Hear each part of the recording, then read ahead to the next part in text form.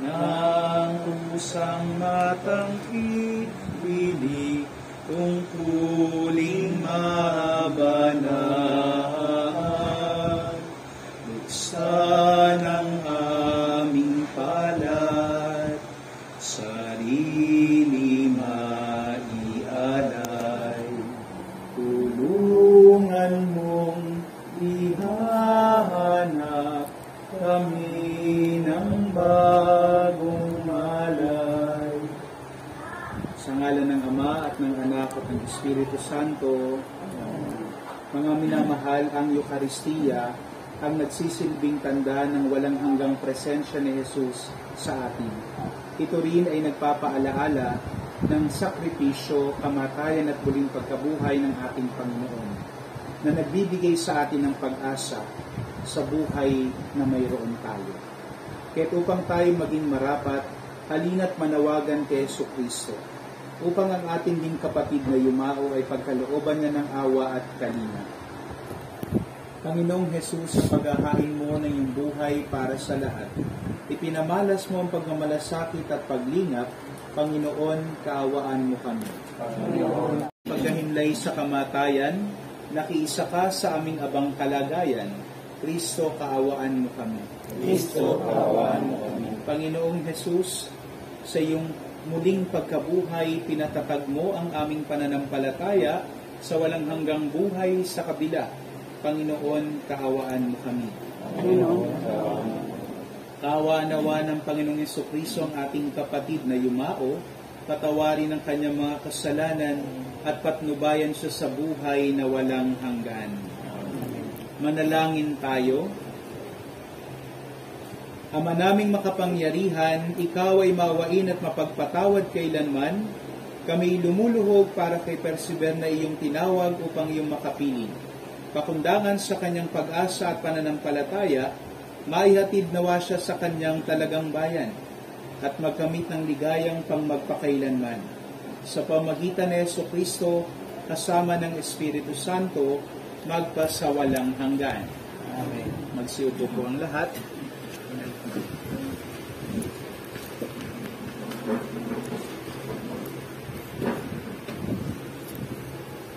Unang pagbasa. Pagbasa mula sa aklat ni Job. Ang sagot ni Job, sana ang sinabi ko'y maipal at maisulat, at ito ay nagawang sa buong aklat. At sa batoy, nailukit itong mga salita ko upang sa habang panahon mabasa ng mga tao. Alam kong hindi natutulog ang aking tagapagligtas, na sa aking magtatanggol pagdating noong wakas. Pagkatapos na maluray itong aking buong balat, ang Diyos ko'y mamamalas kahit naman ay maaagnas. Siya'y aking pagmamasdan at mukhaang makikita ng sariling mata at di ng sinumang iba. Ang salita ng Diyos. Salamat sa Diyos. Salmong tugunan. Panginoong aking mahal, panalangin ko'y pakinggan. Panginoong aking mahal, panalangin ko'y pakinggan. Dinggin mo ako ng aking dalangin, tapat ka't matuwid, kaya ako'y dinggin. Itong iyong lingkod, huwag mo nang subukin. Batid mo ng lahat, kami ay salarin. Salmong tugunan. Panginoong aking mahal, panalangin ko'y pakinggan. Araw na lumipas, aking nakita at naalala ang iyong ginawa. Sa aking isipay, kumumit na bigla. Ako'y tumalangin mataas at kamay, parang kuyong lupa ang diwa kong bumaw. Panginoong aking mahal, panalangin ko'y pakinggan. Nawala ng lahat ang aking pag-asa. Kaya naman po, ako'y dinggin mo na. Ako ay umasa sa iyong nagtiwala, na kung umagay pag-ugunita, iyong pag-ibig o naluhang nakita. Panginoong aking mahal, panalangin ko'y pakinggan.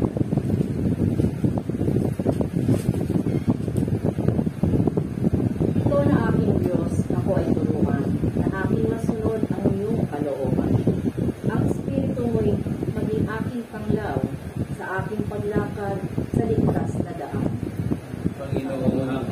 banal, panalangin ko'y pakinggan. Ikalawang pagbasa. Pagbasa mula sa sulat ni Apostol San Pablo sa mga taga-Roma. Mga kapatid, kung ang Diyos ay panig sa atin, sino ang laban sa atin? Hindi niya pinagkait ang sarili niyang anak, kundi ibinigay para sa atin lahat. Kung naipagkaloob niya sa atin ang kanyang anak, hindi ba niya ipinagkakaloob sa atin ang lahat ng bagay kasama ng kanyang anak? Sino ang magkaharap ng sakdal laban sa mga hinirang ng Diyos? Gayong ang Diyos na nagpapawalang sala sa kanila. Sino nga ang hahatol ng kaparusahan? Sino si Kristo Jesus, pangnasa tahanan ng Diyos? Siya pa nga ang namatay at muling nabuhay at muling binuhay at ngayon namamagitan para sa atin. Sino ang makapaghihiwalay sa atin sa pagmamahal ni Kristo? Ang paghihirap ba? Ang kapighapian? Ang pag-uusig? Ang gutom? Ang kahubaran? Ang panganib? O ang taba? Hindi. Ang lahat ng ito'y kayang-kaya natin pagtagumpayan sa pamamagitan niya na nagmamahal sa atin. Sapagkat natitiyak kong ang kamatayan, ang buhay, ang mga anghel, ang mga pamunuan, ang mga bagay sa kasalukuyan, ang mga bagay na darating, ang mga kapangyarihan, ang kataasan, ang kalaliman, o alinmang nilalang ay hindi makapaghiwalay sa atin sa pag-ibig ng Diyos. Hallelujah, ikain mo, oo nakikinig ako sa iyong mga salita. Hallelujah, Hallelujah, Hallelujah. Sumainyo ang Panginoon. Ang mabuting balita ng Panginoon ayon kay San Juan. Papuri sa iyo ang Panginoon. Noong panahong iyon, sinabi ni Jesus sa kanyang mga alagad, "Huwag kayong mabalisa, manalig kayo sa Diyos at manalig din kayo sa akin. Sa bahay ng aking ama ay maraming silid. Kung hindi gayon, sinabi ko na sana sa inyo, at paroroon ako pang ipaganda ko kayo ng matitirhan. Kapag naroroon na ako at ipaghanda na kayo ng matitirhan, babalik ako at isasama kayo sa kinaroroonan ko, at alam na ninyo ang daan patungo sa pupuntahan ko." Sinabi sa kanya ni Tomas, "Panginoon, hindi po namin alam kung saan kayo pupunta. Paano naming malalaman ang daan?" Sumagot si Jesus, "Ako ang daan, ang katotohanan at ang buhay. Walang makapupunta sa Ama kundi sa pamamagitan ko."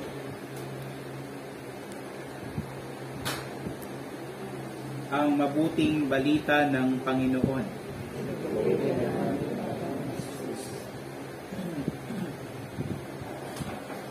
Masilpo po sumunod. Sabi ng iwasan ng matatamis, soft drinks pa rin. Tumatakas pa.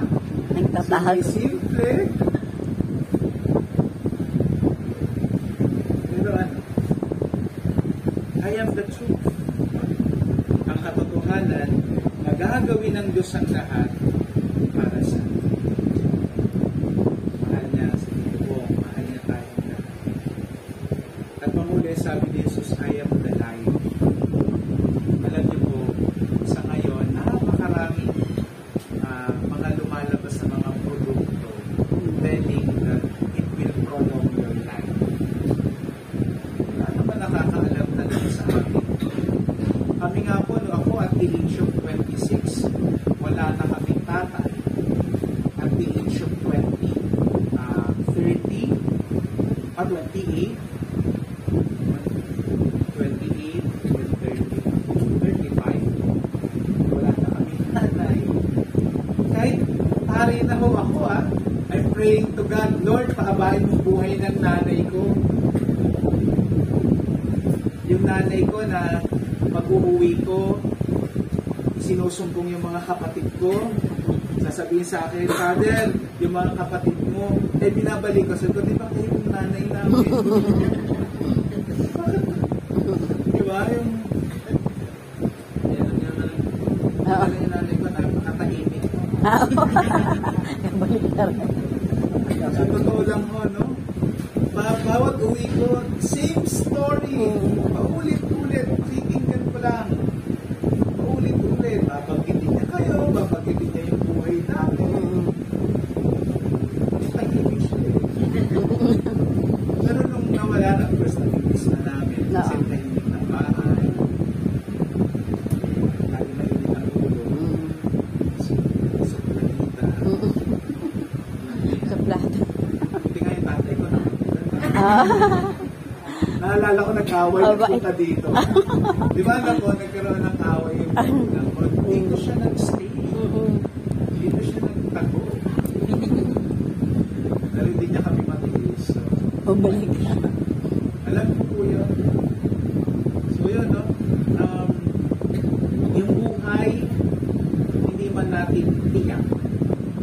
The uncertainties of life, tiyak tayo kung kanino tayo lalapit.